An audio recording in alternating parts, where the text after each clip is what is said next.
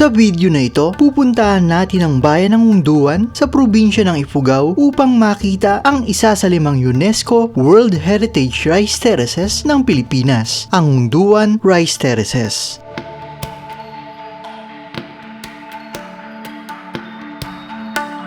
Bibisitahin din natin ang Bogya Hot Spring at ang Balentimol Falls at ipapakita sa inyo ang ganda ng mga tanawin at bulubundukin. Kaya samahan ninyo ako sa panibago nating adventures upang tuklasin ang natatagong ganda ng bayan ng Hungduan.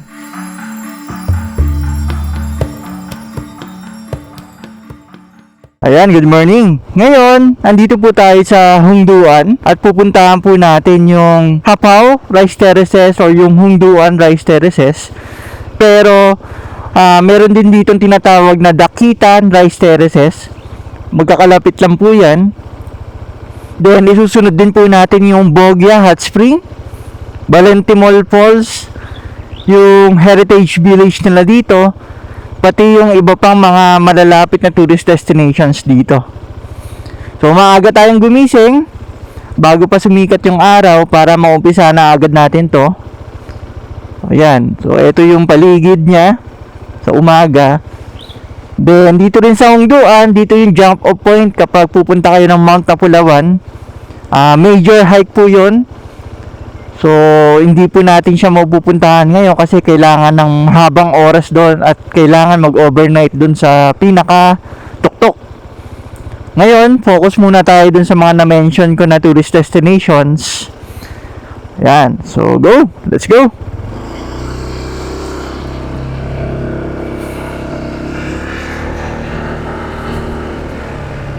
Yan.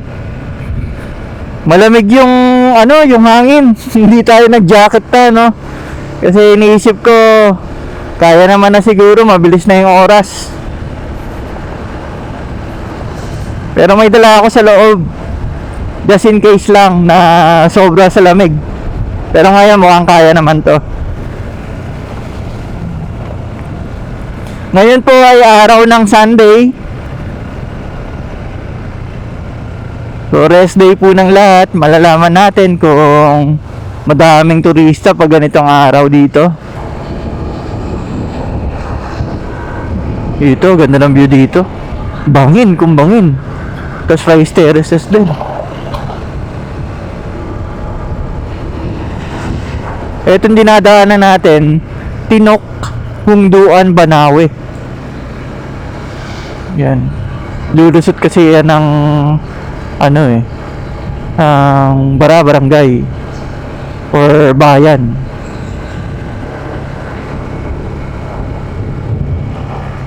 Tatanong tayo dito kay tatay kung pwede maabala. Good morning! Tayo yan na yung Hapaw, no? Hapaw Rice Terraces? Iba pa to? Iba. Doon yung Hapaw. Pero paano makapunta doon? Pwedeng bumaba? Oo. Mag-vlog doon sa, na pwede mong matanaw.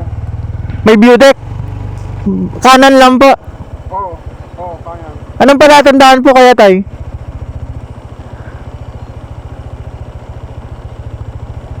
Na bahay kunwari or ano?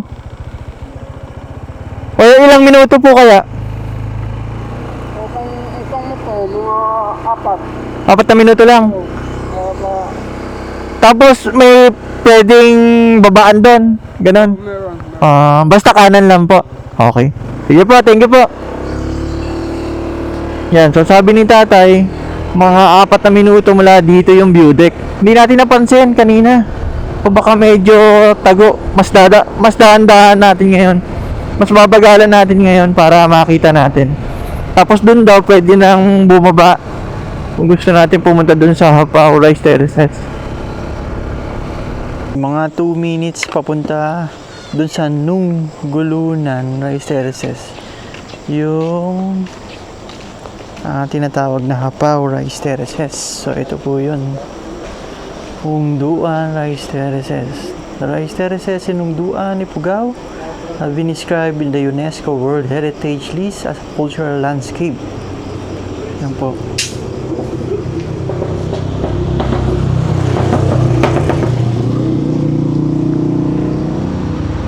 Ito yung pinaka view deck.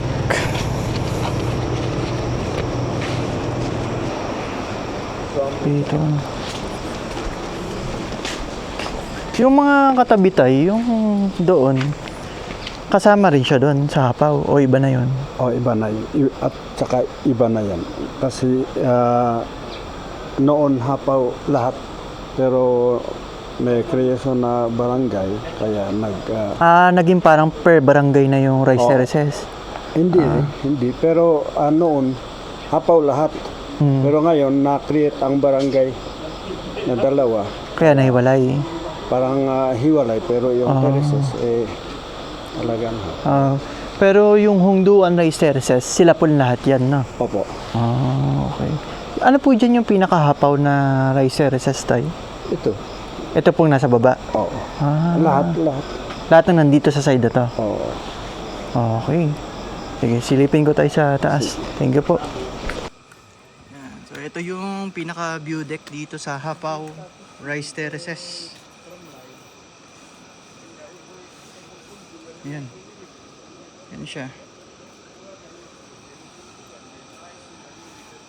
So, kung ayaw nyo nang bumaba, pwede na kayo dito sa view deck na to. Malapit lang po yan dun sa pinaka kalsada. Yan. So, pwede na kayo dito. Okay, tanaw nyo na yung buong Hapaw Rice Terraces. Yan. Yan yung Hapaw Rice Terraces. Ganda rin. Ganda rin dito. So, sabi naman ni tatay, pwedeng babain to para mas malapit yung view natin sa Hapaw.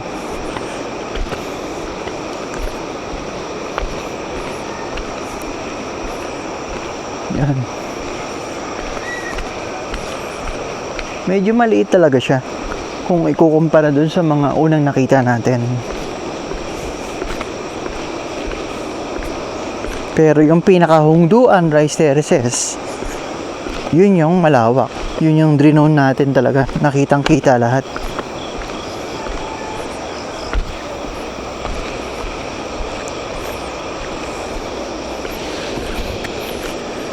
Yun oh. Ang ganda ng view dito. Ang ganda yung view dito.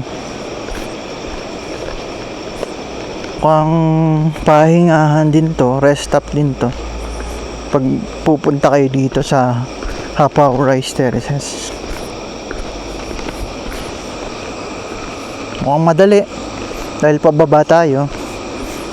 Pero as usual, palagi kapag pataas, medyo mahirap.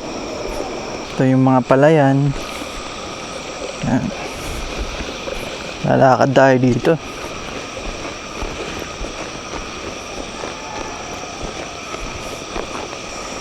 Yan. Ito. Mukhang malapit na yung harvest season nila. Kasi iba na yung kulay ng ng palayan. Ito medyo golden na siya. Malapit na to. Itong kabila naman may halo, may green. Pero halos lahat. Mukhang ready to harvest na siya.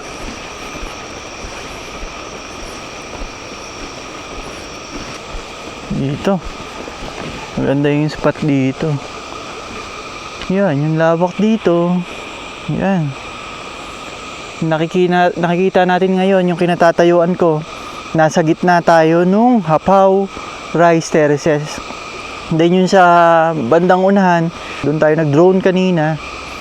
Yun yung ibang mga rice terraces din. Pero lahat yan, tinatawag yan na Hungduan Rice Terraces. Ang Hapaw Rice Terraces ay kabilang sa kumpul-kumpol o cluster ng mga hagdan-hagdang palayan sa Hungduan. Ang mga ito ay tumatawid sa iba't ibang barangay sa mga gilid na matataas na bundok at sa kahabaan ng mga ilog.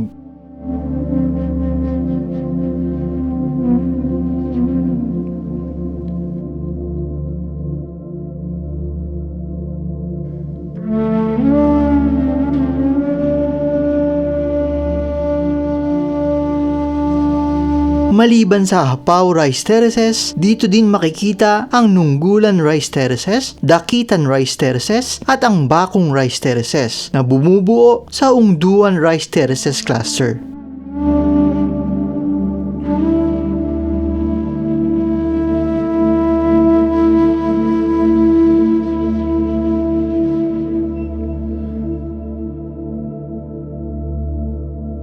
Sinasabing daang taon na ang mga ito na binuo pa ng mga katutubo gamit lamang ang mga simpleng kasangkapan. Pinasa-pasa ang tradisyon na ito at hanggang sa ngayon ay makikita pa din natin ang ganda ng mga ito. Patunay na matibay ang tradisyon at kultura ng ating mga kababayan sa parting ito ng Pilipinas.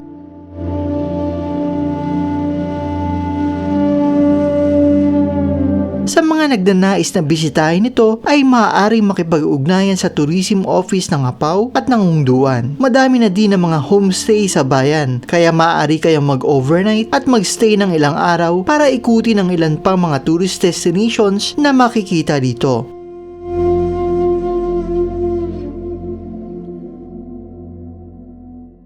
Kung mapupunta kayo dito sa Hapaw Rice Terraces, nandito sila tatay, sila Konsehal Paet, pati si kuya.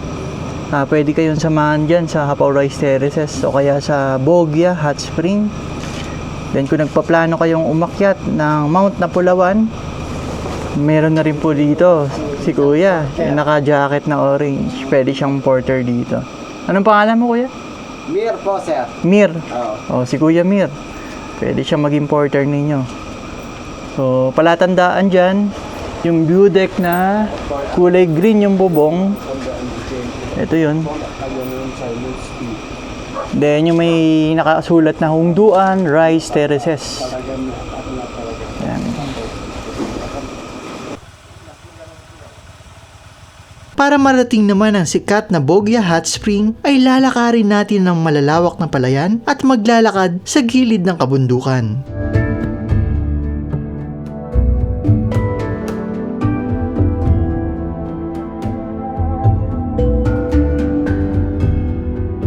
Next natin na pupuntahan yung Bogya Hot Spring.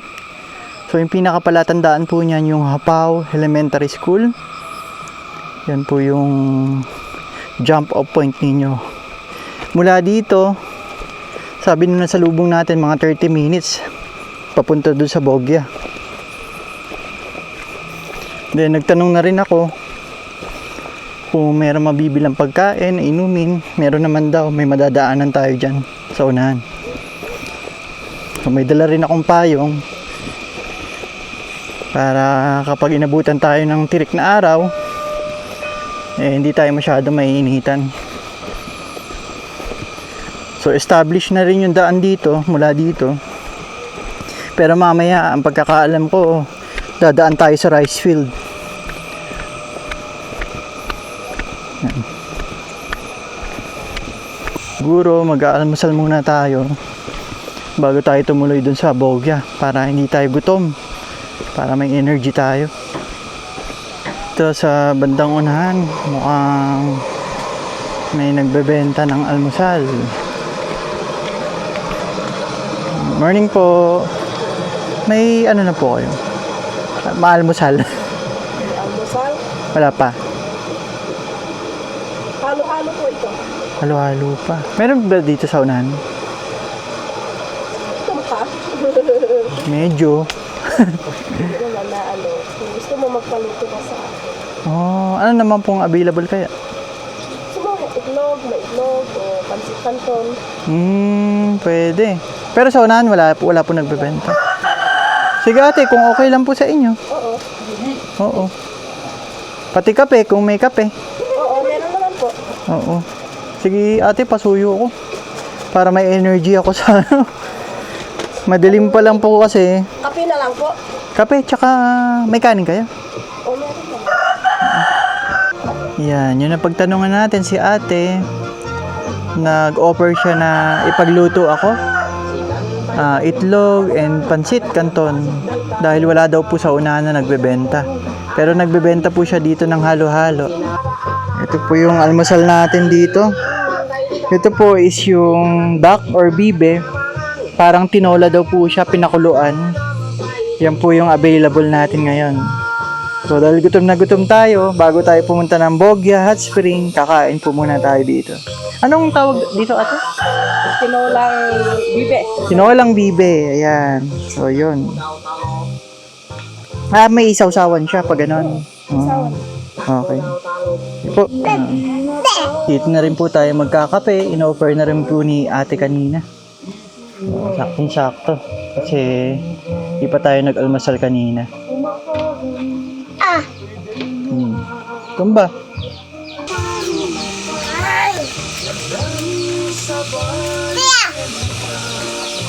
Doon sa baba, sa bandang kanan, may narinig po tayong parang tunog ng kampana. Baka simbahan po yun. Morning po. Tama po ba? Dito ba yung pupunta? Hot Spring? Thank you po. Ayan, so tama naman po yung daan natin kasi kanina may parang pataas doon na hagdan. Hindi po ako sigurado. Pero tama naman yung pinili natin na daan. Yan.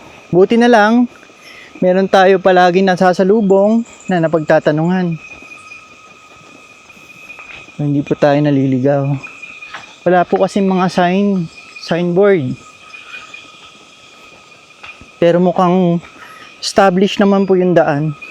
Medyo may ilang part lang na may dalawang daan. So medyo malilito ka.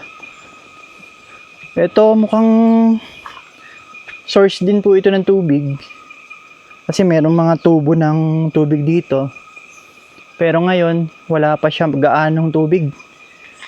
Pero ito yata yung diretso dito sa mga irrigation po nila. Diyan sa mga palayan. Yung mga dadaanan natin papunta sa Bogya Hot Spring, yung rice fields mismo, yung Hapaw Rice Terraces, sa gilid niyan at sa gitna, dadaanan natin yan. Then gaya nito, may mga tanim sila dito na pechay. Yan.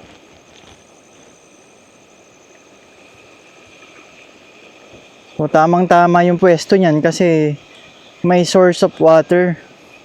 So, madaling alagaan. Pati may lilim din siya kapag ganitong oras. Yan. Dito naman yung mga palay. Ito, matataas. Matataas na yung palay dito. Malapit na talaga itong i-harvest.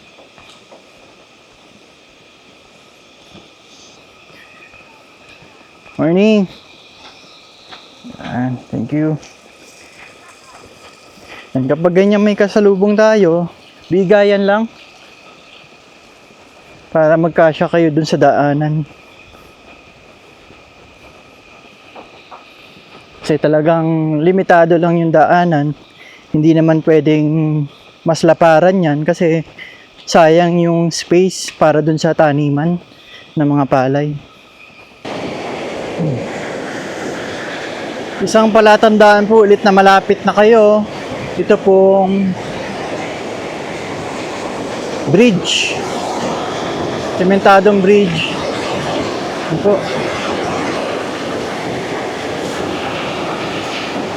Ito po yung Hapaw River na tinatawag. Ito po yung dadaanan ninyo. Yung paakyat. Parang bagong semento lang po ito. Ayan oh. Mga dinadaanan talaga, madaming water source.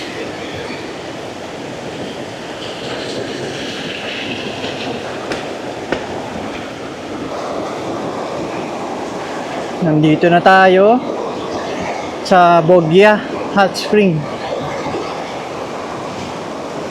Ito yung palatandaan. Merong welcome sign.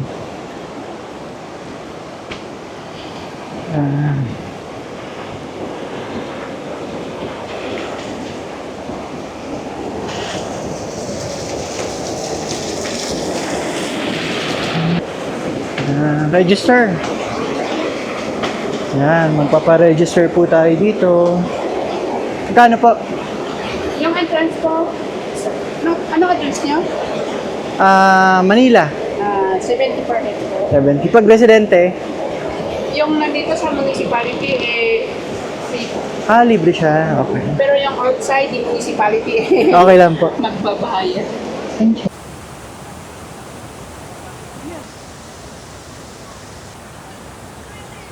Ang Bogya Hot Spring ay kilalang pasyalan para sa mga lokal at sinasabing nagtataglay ito ng healing power. Ang tubig nito ay malinis at natural na nagmumula sa ilalim ng lupa. Ito ay isa sa mga dinarayo hindi lamang ng mga kapwa nating Pilipino maging ng mga dayuhan. Maliit lamang ang Bogya Hot Spring at nasa tabing ilog lamang kung saan dumadaloy naman ang malamig na tubig ng Hapaw River.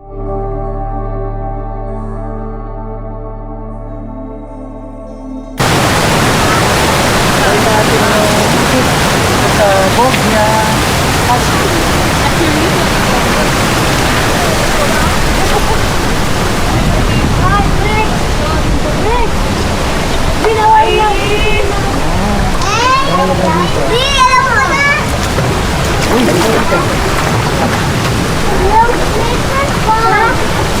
Init yan.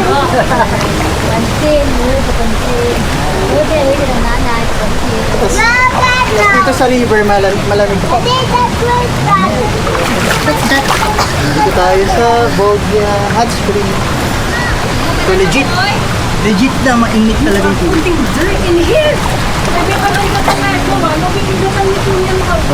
So ito po yung mga ilan sa residente dito na naliligo.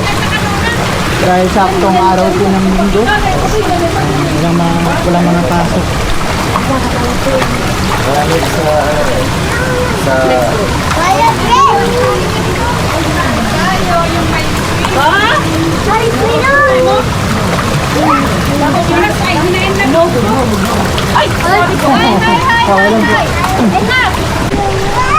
after ng Bogya Hot Spring, mainit yung tubig.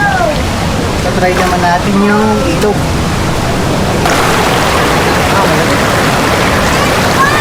Kung anong init doon, dito naman sobrang lamig.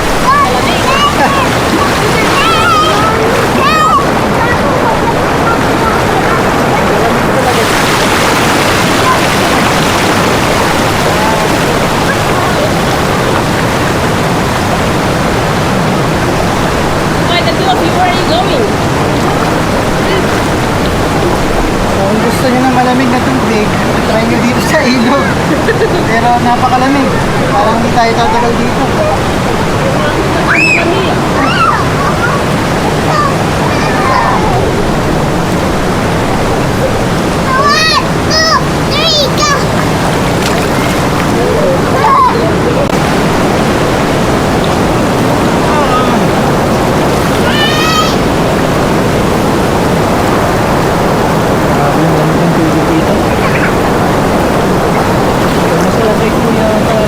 Malamig muna bago mainit. Mas okay po yata dito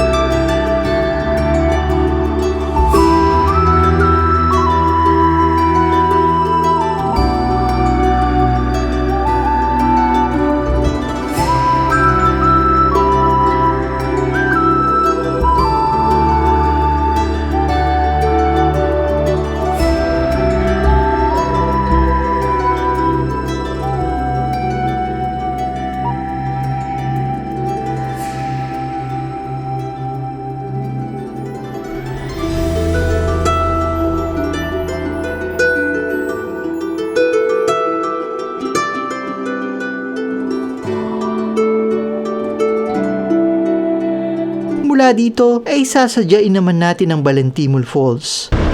Kasalukuyan, hinahanap po natin yung Balentimol Falls.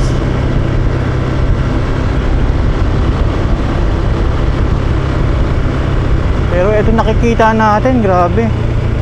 Nakaka-amaze.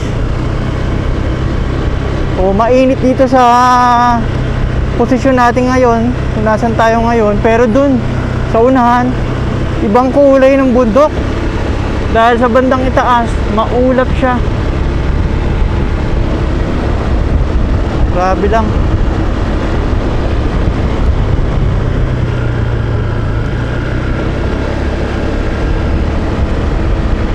Yan oh, sa harap. Akala mo, iba yung panahon doon sa kabila.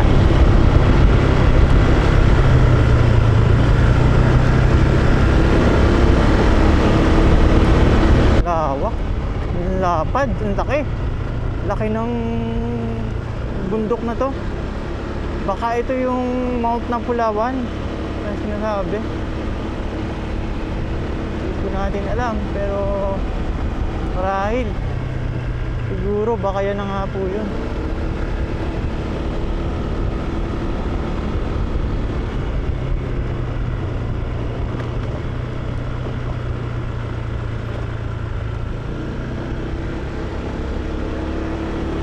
Yan. So, nandito na rin tayo dun sa part na madilim. Maabutan tayo ng ulan dito. Inabutan na tayo ng malakas na ulan bago pa natin marating ang Balentimol Falls, kaya nagpatila muna tayo dito. Puntahan na natin ngayon yung tinatawag nilang Balentimol Falls. Sa mga 10 to 15 minutes lang daw yung lalakarin. So malapit lang yan. Kanina umuulan na malakas. Kahit ngayon umuulan, hinantay ko lang na medyo humina bago tayo mag-umpisa. Kasi syempre kapag waterfalls, pag umuulan, may tendency na lumakas yung tubig. So mahirap na ma-stuck tayo doon.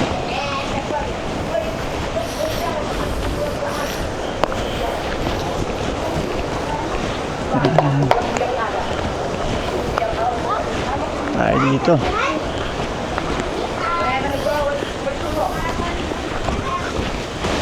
Tingin ko malapit na tayo. Ayun. Yun siya.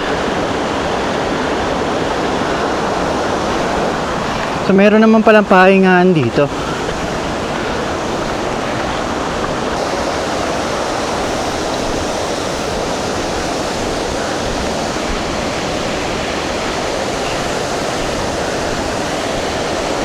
Yan.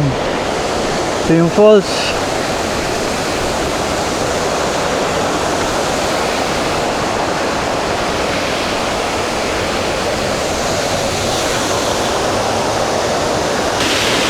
Andito na tayo sa Balentimol Falls, dito sa Hunduan. Woo!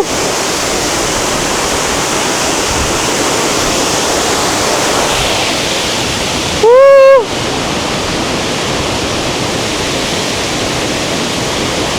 Katamtaman ng taas, ganun din ang lapad ng pinakakaskade ng Balentimol Falls. Sa angking ganda nito at nakapanghahali ng tubig, talaga namang mapapaligo ka dito. Nasa paanan ito ng bundok at karaniwang kabilang na side trip ng mga umaakyat papunta ng Mount Napulawan, isang kilalang bundok sa Hunduan. Napapalibutan ng mga kapal na kagubatan at tanging tunog ng mga ibon at bagsak ng tubig ang maririnig mo dito.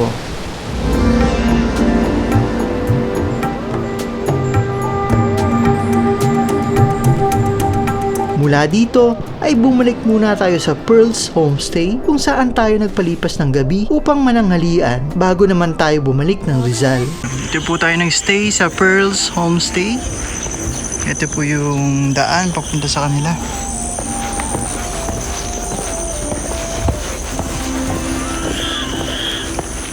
Yan. Yan pong kulay green and red na bahay. So mura po dito, 650 Then 600 po pala overnight. Libre na po yung dinner tsaka breakfast. Napakamura na po niyan. Then Wi-Fi for 24 hours, 50 pesos lang. Yung Starlink po yung gamit nila. So masarap po yung pagkain. Tapos malinis po yung homestay. At mabait po yung may-ari.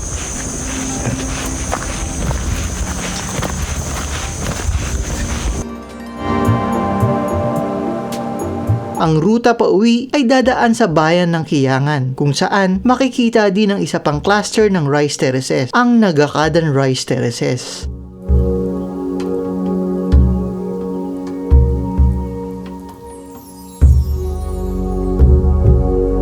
Kabilang din ito sa 5 UNESCO World Heritage Rice Terraces o kilala din sa tawag na Rice Terraces of the Philippine Cordillera. Ang mga ito ay ang Duan Rice Terraces, Batad Rice Terraces, Bangaan Rice Terraces at ang Central Mayuyao Rice Terraces.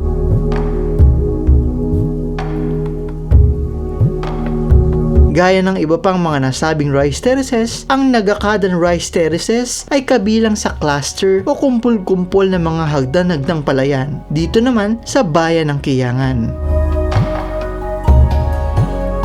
May dalawang parte ito at pawang papataas sa mga bundok na pinag-iiwalay naman ng ilog. Sa lawak nito ay pinili nating pagmasdan na lamang ito sa ating kinatatayuan. At umaasang sa mga susunod na pagbisita ko sa Ifugao ay magagawa na natin itong libutin maging ng iba pang mga tourist destinations na makikita sa bayan ng Kiyangan.